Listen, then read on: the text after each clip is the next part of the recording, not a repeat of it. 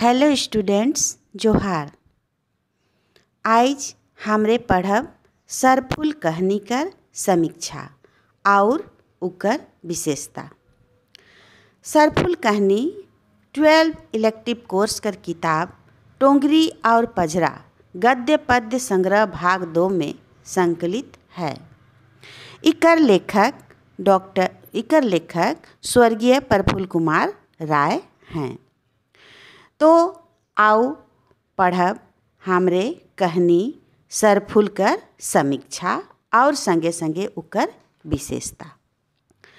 सरफुल कहनी आधुनिक नागपुरी कर महान साहित्यकार स्वर्गीय प्रफुल्ल कुमार राय कर लिखल कहनी है।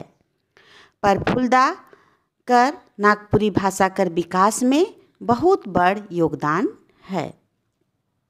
कहनी, कविता, गीत, लेख, निबंध, नाटक, उपन्यास, समीक्षा, संस्मरण, साहित्य कर 100 विधा में प्रफुल्लदा लिख हैं और नागपुरी साहित्य कर भंडार के समृद्ध कईर हैं। सांप्रदायिक सौहार्द उपरे लिखल उनकर कहनी सरफुल झारखंडी समरसता के देखायला। कहनी कर मूल पात्र सरफुल है, जेकर नाव से कहनी लिखल जाहे। सरफुल गांव कर सीधा साधा गरीब आदमी है, जे की मनिहारी दुकान राइखे। आपन लदनी घोड़ी उपरे डिब्बी डोरी संगे दुकान कर सामान लाइद के बाजार बाजार बुलेला। बाजार उड़रे तले छपरी में रांधे खाए। जहाँ बाजार लागत रहे ऊ गांव में 1-2 दिन ऊ रहत रहे। सरफुल बड़ा बुद्धगर रहे। ऊ गहकी के चिन्हत रहे कि के उकर सामान कीनी। उके बेचे गुण हो आवत रहे। बाबा साहेब, हजूर अली, गरीब परवर जैसन आदर सूचक शब्द उकर आगा मुँह में रहे।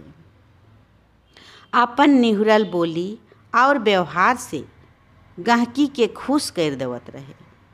जैसन राजा कर दरबार में दरबारी निहुरल रहेला, ओहे नियत गहकी ठिना सरफुल निहुरल रहत रहे। सरफुल आपन गोइठ में आपन के गंवार देखाए और गहकी के खूब जानकार। सरफुल कहनी चरित्र प्रधान कहनी है, जेकर में 2 पात्र हैं, सरफुल और लक्ष्मण बाबू। सरफुल मुसलमान है और लक्ष्मण बाबू हिंदू। हिंदू मुस्लिम कर आपसी भाईचारा और एकता झारखंडी समाज में शुरुए से बनल है। लेखक ई कहनी में उखें मजबूत करे कोशिश कईर हैं। लक्ष्मण बाबू गांव कर गंजू परिवार से आवेना, जिनके खाए खियाए पिंधे ओढ़े कर बड़ा शौक रहे।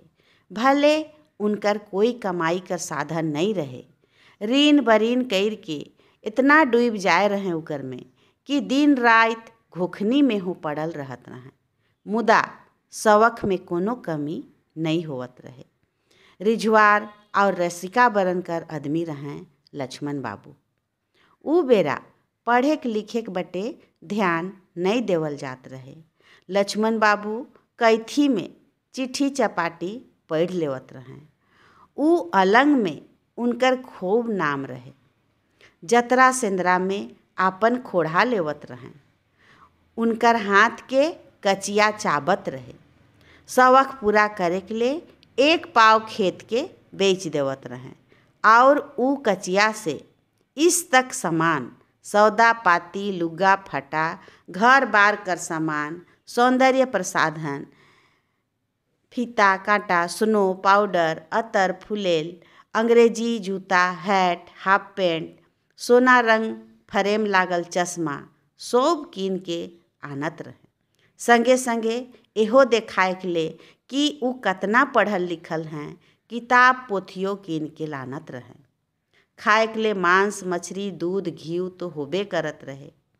तले बिहाने बिहान बाहरे कर बैठका में नवा किनल दरी के डिसाए के सुरती, चूना कराट, बीड़ी, सलाई और हुक्का राख देवत रहें।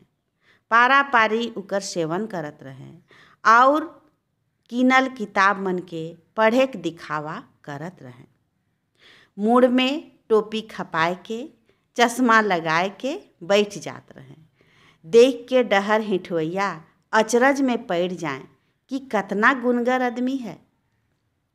सरफुल उनकर ठिनावेला तले लक्ष्मण बाबू उके हनुमान चालीसा कर पाठ करके सुनाए ना। पक्का मुसलमान सरफुल बड़ा श्रद्धा से उके सुनेला, भक्ति भाव से हे भगवान या अल्लाह परवरदिगार हूँ करत रहेला। बेगर नहाले धोले हनुमान चालीसा कर पाठ करे ना लक्ष्मण बाबू और दाढ़ी राखे वाला मुसलमान सरफुल उके सुनेला। प्रीत कर भाव से दुयो सराबोर, हिंदू मुस्लिम एकता कर प्रतीक दुयो बन रहें। लक्ष्मण बाबू सरफुल से कहे ना, ऐसो कर तजिया हम एते ही झकझकाल बनवाब कि देखवैया देखते रह जावें। तले कतना गीत मन हो के सुनाए ना लक्ष्मण बाबू। सरफुल में धीरज खूब रहे, उके कोनो गीत गजल चाहे पाठ से कोनो सरोकार नहीं रहे। उके तो सरोकार रहे अपन मनिहारी सामान बेचेक से, जेकर से उकर परिवार पोसात रहे। आपन मीठा बोली और बुद्धि से लक्ष्मण बाबू के उ पटाए लेवेला और आपन सामान बेचेला। सरफुल कहानी कर शुरुआत लक्ष्मण बाबू कर चरित्र चित्रण से होवेला, जे कि कुछो हो जाओ आपन शवक पूरा करे ले एक पाव खेत को हो बेच देवत रहे। भले कमाई कुछो नहीं रहे, मुदा उनके भविष्य कर कोई चिंता नहीं रहे। झूठा दिखावा करे के लिए उ कुछो करे के लिए तैयार रहत रहे। सरफुल उनकर ई रूप के चिन्हत रहे। बड़ा बुद्धिमानी से निहोर के उनकर सब पाठ गीत श्रद्धा से सुन के आपन सामान उनके बेच लेवत रहे। काले की उकर चिंता आपन परिवार कर पेट पोषक रहे। सरफुल कहानी कर संवाद एकदम सटीक है, पात्र कर अनुसार है और एकदम ठेठ नागपुरी में है। शैली तो इतना बेजोड़ है कि पढ़वैया के बांध के राखेला और कहानी कर आखिरी तक पढ़े की इच्छा बनल रहेला। प्रफुल्लदा कहानी में मुहावरा कहवत कर हो बड़ा सुंदर प्रयोग कर हैं, जैसे कि न उधो कर लेना न माधो कर देना। बड़ बड़ुआओं कर का कोनो पोंछ रहेला और भूंजल मछली दहे चल गेल, ये सब कहावत कर प्रयोग कर हैं। कहानी कर मांग कर अनुसार उर्दू अंग्रेजी शब्द कर हो प्रयोग करल जा है। कुल मिलाए के सरफुल कहानी बड़ा रोचक है, एकता और सद्भावना कर अद्भुत मिसाल है, जे कि आज कर समय कर मांग है। समाज देश खातिर ये बहुत जरूरी है आपसी एकता और सांप्रदायिक सौहार्द। तो आज हमरे जान ली सरफुल कहानी कर समीक्षा और संगे संगे कहानी कर मूद विशेषता। तो आज ले इतने, धन्यवाद।